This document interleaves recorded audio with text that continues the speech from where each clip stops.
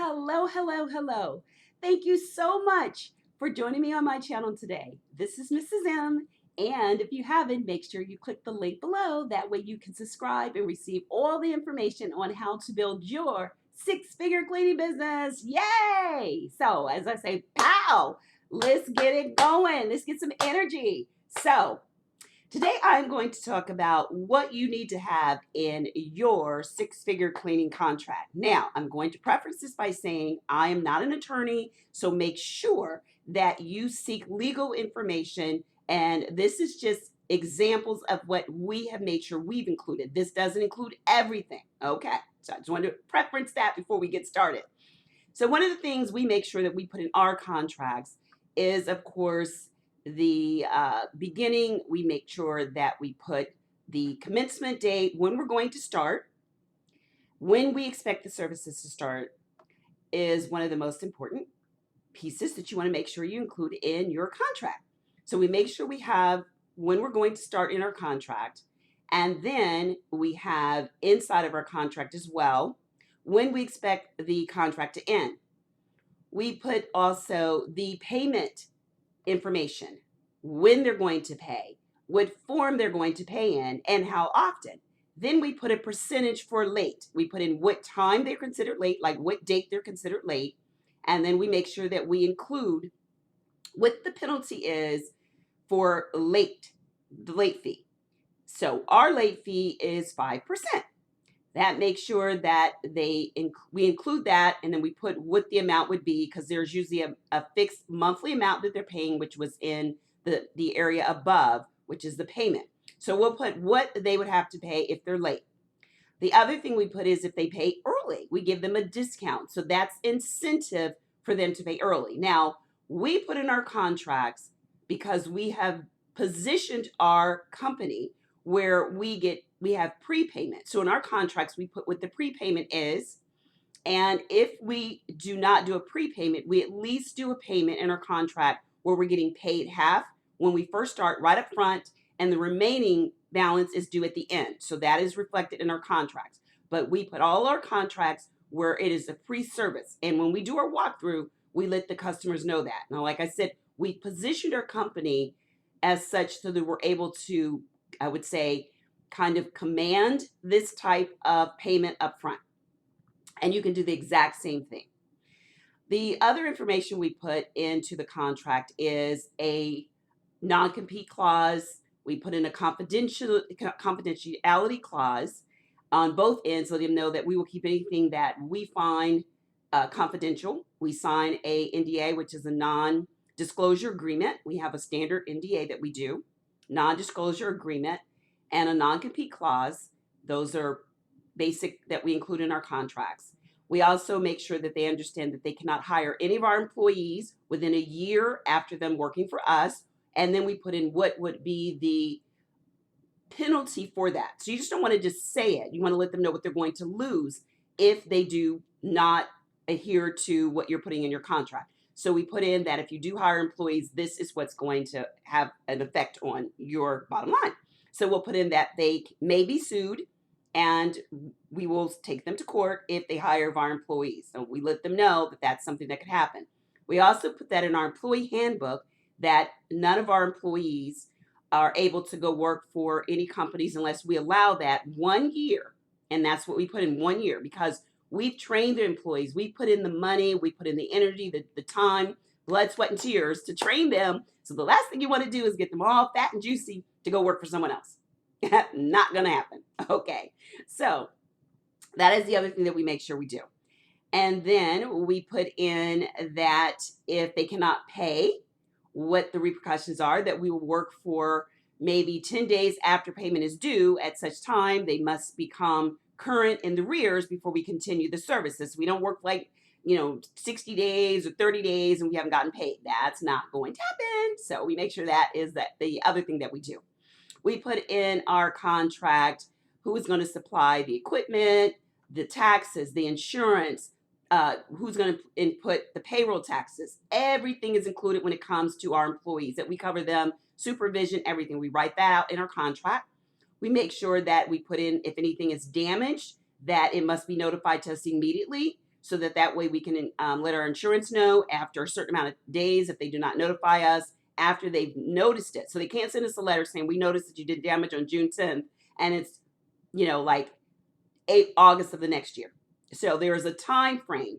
That way it can't be that if you decide to stop servicing them because they haven't paid, then they all of a sudden decide that in February of this year, we saw some damage, but we just didn't say anything. No, that's not going to happen. So we make sure we let them know that you have this time frame to report any damage that you notice, at which time they will notify us in a format. We give them a form that they fill out for damages.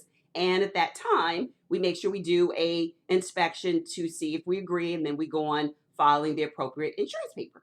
So also we put in which is our clause when it comes to being able to service them if they find something wrong.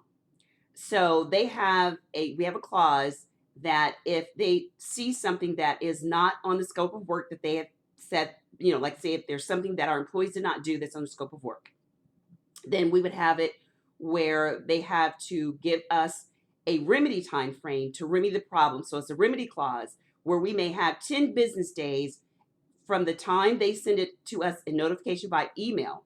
They have to send it to the address that we have on file with them, and that way we know it's official. Because there could be times that you have employees that do something and they just notify the employees, hey, we noticed that you guys didn't do this yesterday, do you mind doing it? That's not an official complaint. But if it is an official complaint, then they must give us a remedy clause. We have a remedy clause where they must notify us via email with the address that we have with them that there is a problem with the work. We have 10 days to remedy it. If we do not, then they have 30 days and they can cancel the contract. If we remedy the contract, then we are able to go on without any parts of the other part of the contract being affected, and we continue on as before. And we put in I think it's a 60-day, yes, it's a 60-day termination. So if in 60 days they plan on terminating the contract, then they have to give us a 60-day notice. If they do not, now in some states, this is really particular. In some states, you cannot by law automatically renew a contract. In some states you can. In the states that we have automatic clauses in, that it's automatically renewed unless they let us know 60 days before, the contract is automatically renewed. And in the contract, we put like a percentage of an increase. It can be 5%, 3%, but there's always an increase every year. So that's how you don't have to do a boom, big increase all of a sudden. And that's how you continue to cover your costs of doing business. If it is a state that you cannot automatically do an automatic renewal of your contract, then that's when we do a 60-day notification that you no longer plan on being with their company. If we do not get notification with them in writing to the email on file, on record, we automatically renew their contract, and boom, we are in business again. So these are just some basic outlines that we make sure we include in our contracts. We make sure we cover our employees, if there's damages, what happens if they don't pay. And one part I almost forgot, if we have to go after them for non-payment, then we make sure that we put in there they will pay for reasonable attorney fees. And reasonable is the operative word. Reasonable court and attorney fees they will pay for us to go after receiving the back pay. And the other part that we put in is we let them know that they cannot cancel the contract without cause. So some contracts you do not need any cause. Now we do put some contracts. If we get a feeling like we don't know how we're going to get along with the customer, we will put that either party can cancel the contract with 30-day with or without cause. That means they don't have to have any reason. They just give a notification. But the ones that we feel comfortable in, or we've worked for about a year, we know them, they know us, we will put that they cannot cancel the contract without cause, that they have to have cause, unless it's for non-performance. And then we just cover what the non-performance says, that they have to give us a 10-day to remedy the problem, and then everything goes back to as it was. So that covers everything when you are doing your 6-figure cleaning business contracts. Now, if you'd like to get more specific information about what I just covered when it comes to contracts and marketing and all those informations, how do I get my customers? Oh my goodness, I can't find customers. Or how do I keep them? Or how do I close on the walkthrough? Guess what? make sure you join my 6-figure cleaning business blueprint masterclass. We have a masterclass that's live, limited space, have absolutely a ball, and answer your questions in those areas. We also make sure we give you actionable items you can take that same night. So you get through with the masterclass, guess what? Bow, you got your pen and paper, you can implement it immediately. So looking forward to seeing you. Like I said, it's 6-figure cleaning business blueprint masterclass live in about 60 minutes to 80 minutes at the longest. We get you in and out, answer all your questions, and we have it where it's interactive. I love for the energy. I'm an energy person, so I love energy. So bring it if you're on the masterclass. If you like to be quiet, that's fine. If you are a quiet person, I understand. But if you love to ask questions and interaction, this is the place. So I look forward to seeing you. And until next time, be safe and take care. Bye-bye. Oh, make sure you click the link below. I didn't say that part. Make sure you click the link below so that way you can register for the 6-figure cleaning business blueprint masterclass. Okay, almost forgot that. So make sure you click the link below to register for the masterclass. Like I said, space is limited. Now I'm going to wish you well. Have a good day. Wish you the best. Take care. Bye-bye.